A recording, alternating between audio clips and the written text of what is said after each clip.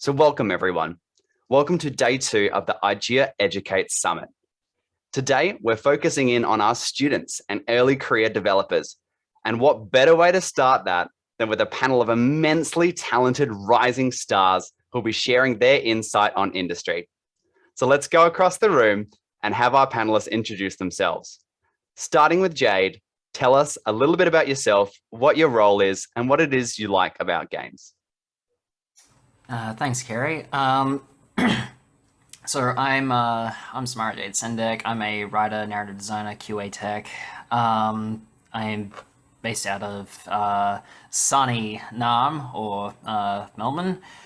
I suppose I'm a bit of a wrench wench when it comes to games. I do a lot of the jobs that either get neglected or jobs people think they can do, and when it's all on fire, they get me to fix it. I love what I love most about games is just the amount of absurd stuff I need to pick up on the job. I got even just yesterday I got a crash course in toxicology just to really sell a few quests. So yeah. Fantastic. I'll take this to the rest of the panel now. I'll start with Ruby, if you want to introduce yourself. Yeah, sure. Hi, I'm Ruby. I'm a producer at Samurai Punk. Before I was doing that, I was a software developer at a finance company. So a little bit different, a little bit less exciting maybe. The thing I really like about games is, and I know this is a very producer thing to say, but it's kind of watching all the little bits of the things that everyone is really good at come together to make a game, which is really cool.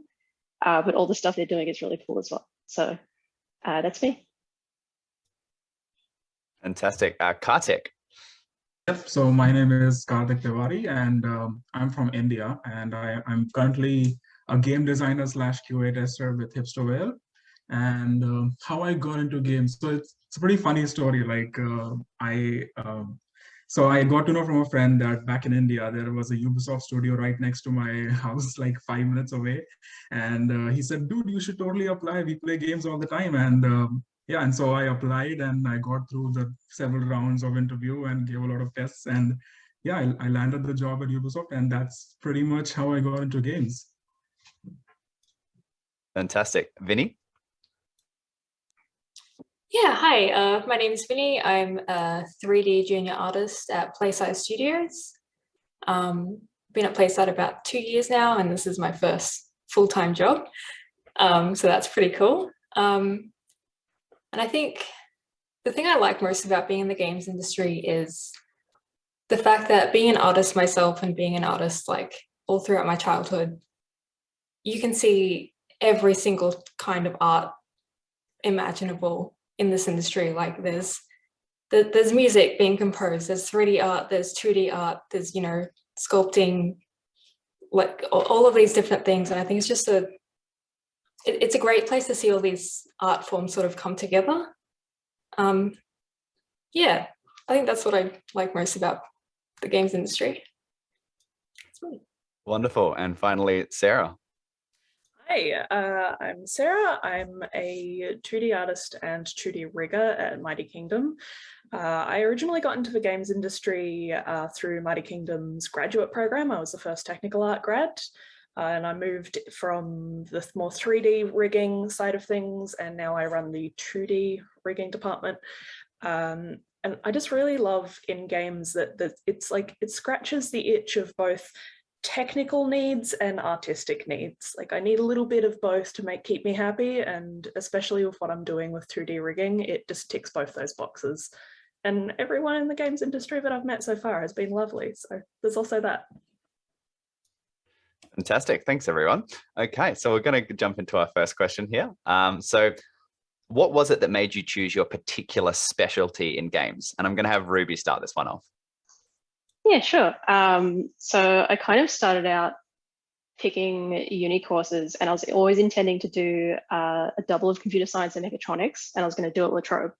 So I'd gone to all the La Trobe open days, done that, never gone and looked anywhere else, which a bit of a faux pas, I know. And then when it came to actually putting in preferences, I saw that games degrees existed. So I picked one. I kind of went out on a limb because I wasn't very good at physics. So I kind of figured that maybe I shouldn't do the engineering thing.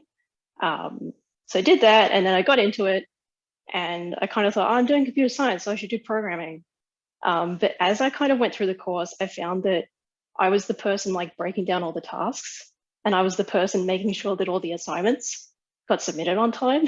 So I kind of like fell into doing it by just being the person who was making sure all this stuff was working. And then I found out that's a whole job. So I gunned for that really hard. And I was the producer in my first capstone, and I really loved it. So that's, it just took off from there.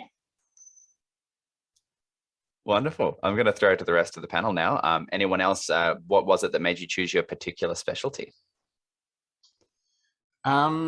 So and I know how I ended up getting into writing and narrative design. It's mostly because like when I was still training for MMA, I was doing writing as a creative outlet, and when I had what's called a cardiorhythmic syncope, fainted, had to give up training, I went to game design, and narrative design was just the natural conclusion of what I was studying and what I spent so much, like basically 10 years beforehand doing. So I just fell into that, and I've been working ever since I left trade school. Was there anything in particular about narrative that sort of drew you in? I was I was good at it. That's what I stuck to. That's all there is to it. Okay. Anyone else that with about a particular specialty that kind of drew them in? For me, it was the fact that I'd always loved drawing, and I didn't really consider that drawing was something I could make into a career. Like, even though I was studying animation, not games, I always assumed like, no, the drawing isn't something that I can do as my career. It's just always going to be my hobby. And it kind of was a sideways shift into art from tech art, but I originally found my way into games through rigging, and I didn't care what I was making, if it was in film, if it was in games. Didn't matter to me as long as I was rigging things, because I just loved the process. And it was lucky that it was a game studio that first gave me my first role, because now I'm absolutely in love with the games industry as well. Fantastic. Vinnie or Kartik? Yeah, I can jump in. So for me, just like Sarah, I got my first job in the games industry as well. So I was doing junior QA testing with Ubisoft, and at that point, I had a lot of friends who were kind of in design part, and they kept telling me about what they were doing, all very NDA'd, but they were still kind of touching on things that they were doing. They were researching, they were thinking about the aesthetic, they were thinking about the theme. So that's what kind of got me really interested in games design. And that's why I decided to come to Melbourne and study that. I think, and I also, while I was at Ubisoft, I was always, bugging my seniors saying, oh, maybe we should change this mechanic this way, or maybe we should change these numbers, or maybe something doesn't feel right. So, and I always loved researching. So that's how I got into game design. Yeah, I really love that story. Like that, I've seen that with quite a few successful people where they just sort of made themselves more than their original role. And as long as it's not coming across in a sort of a negative way, it's like you really can sort of create your own role in games if you have that sort of confidence and you have that ability to back up your notes, basically. Vinnie? Yeah, so I guess for me, it was just with such a long period of not knowing that a career in art for games could be something that I would pursue. As soon as I found out that games was an industry that needed art that I could work in, it was a no-brainer. I was always an artistic kid, and then realizing that, oh, you can do art for games and get paid for it, that was, yeah, it was as soon as I found out that was an option, it was just clicked in my head, no brainer. I'm pursuing game art as a career. Okay, fantastic. So I'm going to move on to the next question now. So what advice would you have given yourself when you started your journey towards games? And I'm going to have Sarah start this one off. I'd probably lead in with what you like. The games industry changes so much, and your journey from the first time you consider games as a career to your role 5 years after your first job, it's going to change a lot. Like, I didn't expect to end up using my 2D skills, but here I am being completely 2D now. Like, I don't even touch Maya anymore. And so being open to that change and considering, rather than thinking, okay, maybe I don't like this as much, but how can I make it work for me? Because I know a lot of university courses for games and animation, they will cover everything in like tiny little bits and just kind of give you a taste of everything. And if you have an idea of where you want to go already, that's great. But also consider everything else, because you don't know what's going to happen 5 years from now, that you might find something that you love even more than, you go in thinking that you're going to be doing one thing and you come out doing another one. Everything's going to help you build your skill. And yeah, it's just really important to build as many bridges, as many relationships and as many skills, and figure out what you like at the start of your career, because yeah, university is that like safe space to learn, and as the start of your career is also that safe space to learn, and then you'll gradually find those places where you thrive and you just really enjoy working in, and you can build it from there using those skills and those relationships that you built when you were first entering the games industry. Yeah, I really love that idea. Like, it's something that is a very important point to understand, is that, we are working in a field that it is both creative and is on the verge of tech. So of course we're always going to change and adapt and evolve. So being able to do that with your own personal journey is very, very important, because the job is going to change, the games industry is going to change, and it's going to happen so rapidly that you've got to keep evolving with the times. So, and change is a very important thing, especially when it comes to growth. I'm going to throw to the rest of the panel. What advice would you have given yourself when you started your journey into games? I guess I'll go first. For me, the advice that I would have given is ask a lot of questions to a lot of people. And of course, as Sarah said, that build a lot of bridges. That's kind of, I didn't do that at Ubisoft because I was doing engineering and I wasn't really sure if, games was my future. But now that I, kind of look back at it, I think, okay, maybe I could have asked many more questions. Maybe I could have talked to many more senior people who have been doing this for years and years and years. And that's what kind of I started doing at Hipster Whale now, because there are so many seniors and I keep asking them questions, no matter what kind of question it is, because that's the thing, right? We have to consider ourselves like an empty cup of knowledge, and not to get too philosophical here, but yeah, like we got to keep gaining knowledge. And as you said, that it's an evolving industry, and you'll just keep learning. Like, 1 year you're learning something, and the next day, maybe next year it's completely obsolete and you have to learn something new completely. So yeah, that's the kind of advice I would have given to myself when I started out. I mean, kind of building on both Kartik and Sarah's points, is that I would say live a life, because nothing comes ex nihilo out of out of your designs, out of your art, out of your programming, your sounds, everything. Like even tonight, I'm gonna chop some time away to pick up historical European martial arts, like with swords and stuff, because I haven't done it before, and I think it could actually help me down the line. It's the same with the time. It's like I was brewing and bootlegging my own kombucha around the city. Like I was picking up chemistry skill, not just chemistry skills, but I was picking up audience taste, or personal biases, or production management when I have to ship stuff around on a schedule. So all these little weird things you end up doing will inform your game development sensibilities. Yeah, that one's a really excellent point, and I think this is something that is going to come up a lot in the IGEA Educate Summit and any other sort of games conference you go to. Is that the biggest trap you can fall into is making your only hobby and social development in games.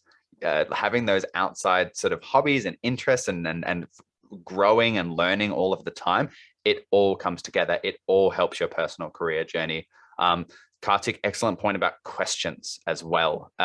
We kind of get conditioned through, education in terms of like primary, high school education, that asking questions makes you look dumb, when the reality is it's the complete opposite. The people who ask good questions all the time, who ask questions at all the time, are the people that show they're listening and they're actively learning and they want to learn more. So good questions is an extremely great point.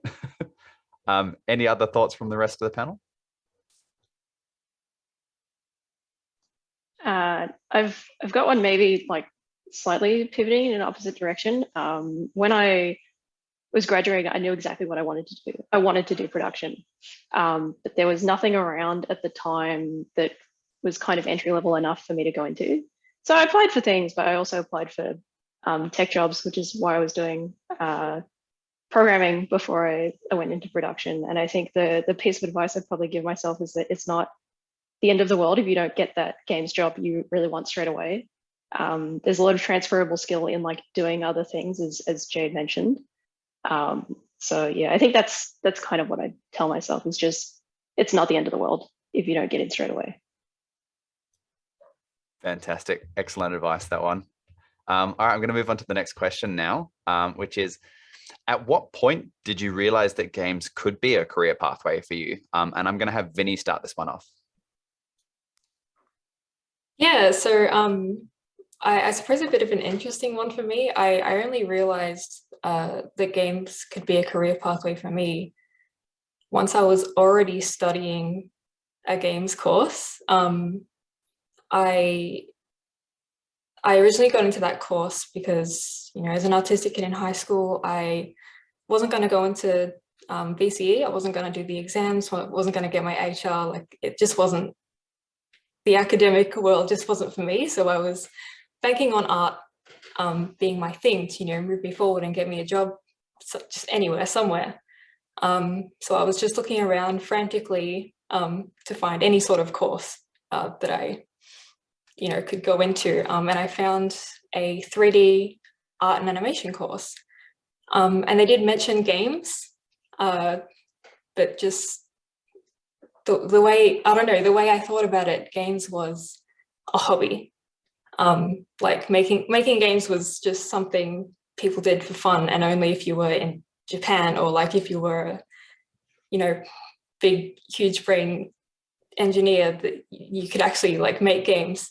I went into that course anyway because I thought, oh, maybe it'll teach me animation for film, or like for marketing or anything like that. But it was only when I started studying there, I realized there are actually jobs out there for me, like as an emerging artist who is like already loves playing games.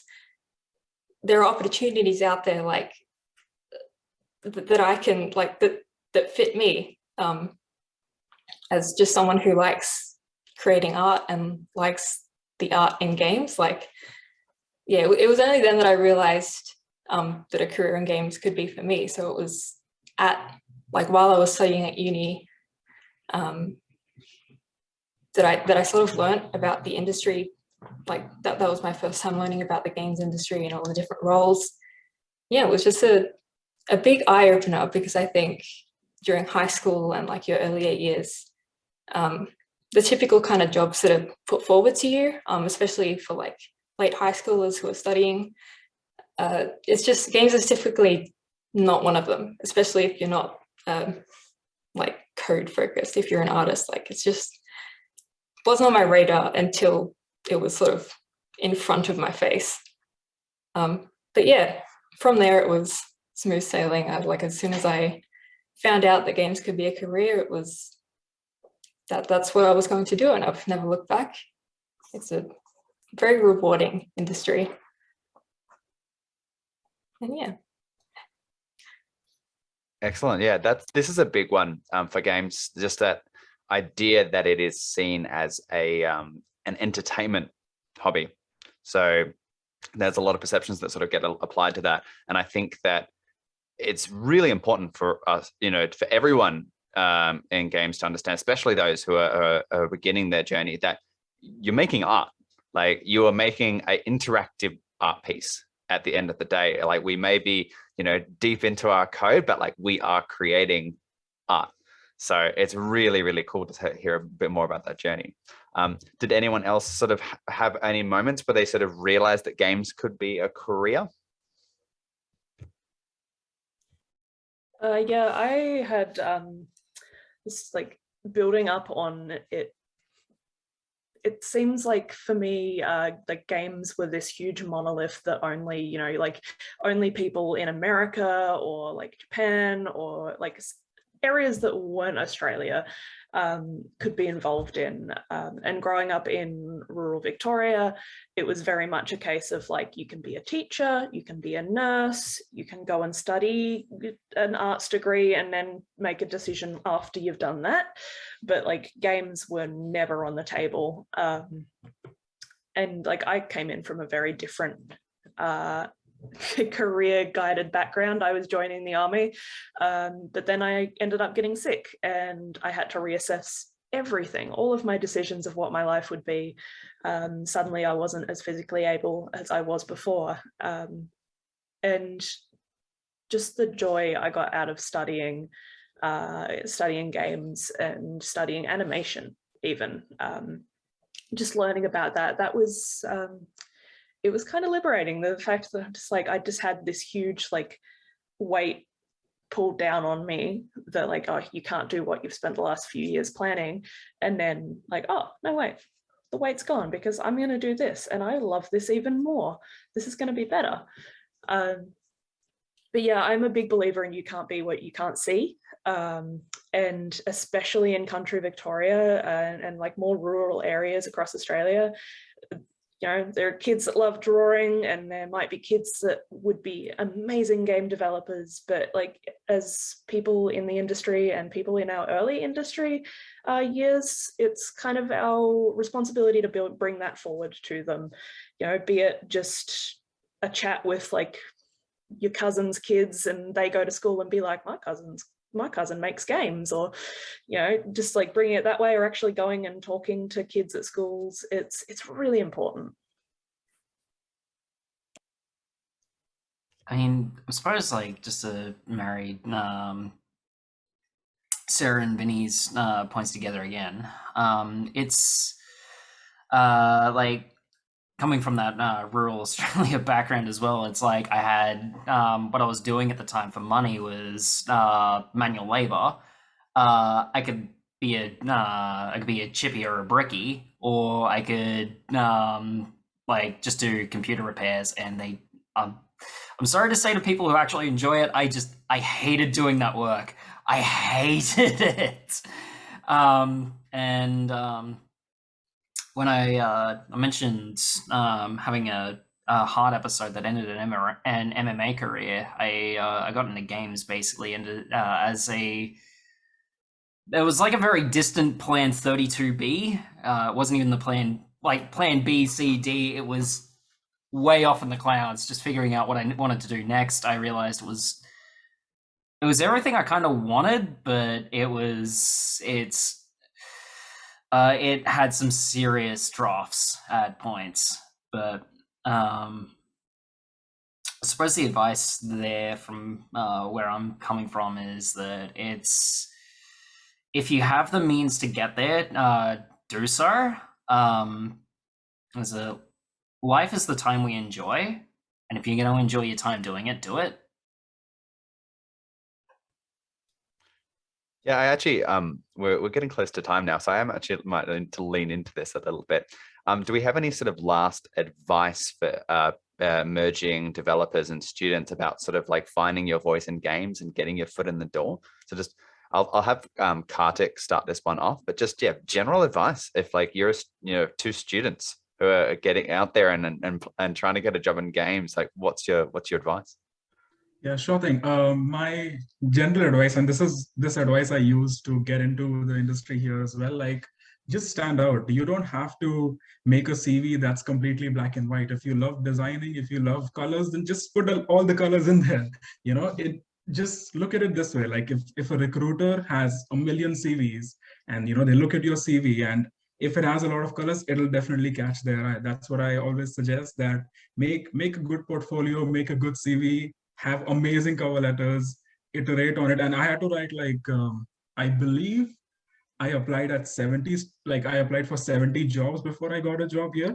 I was already applying while I was studying. So maybe, I got rejected because of that, but I iterated, and, I thought of it as a learning process. Every word, every letter had been iterated on my CV, my portfolio, and my cover letter. So just keep iterating. Repetition is the path to mastery. And yeah, just keep at it and don't give up, Naruto style, never give up. Anyone else for final thoughts and advice for students and early career developers? Something that I found really helpful was, even if there was a class at uni that I didn't particularly like, I kind of sat down and went, how can I make this work for me? How can I make this, these assessments serve me? So like I had a class in After Effects. It was a film elective. In my course, we had to do an elective from another discipline. And I thought, all right, I'm not really going to want to use After Effects, but I do have to make showreels. So I want to learn how to use After Effects a bit more.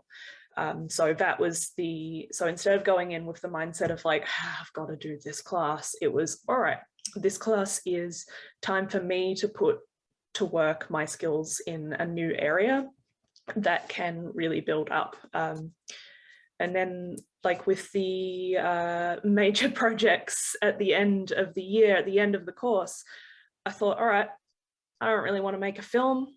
I'm going to make a show reel, much to, I think, a lot of teachers' dismay. I ended there with my major project being my show reel. And every class that I did, I made sure that in some way it helped me, and that I made sure that I left uni with at least the working parts of a show reel. And so I didn't have to sit down for 3 months after leaving uni and put together one. So I was already applying for jobs when I was finishing. And just making sure that, you take every opportunity you get. And, sometimes it might not seem that fun doing classes that you don't really enjoy, but, figure out how it works for you and how you can get it to like skew it to make sure it leads you to where you want to go. Fantastic. All right, I might just wrap on that point there, as we are going to go to live Q&A now. But I just want to thank all my wonderful panelists. So thank you so much, Sarah, Vinnie, Kartik, Ruby, and Jade. And we'll see you all in the live Q&A.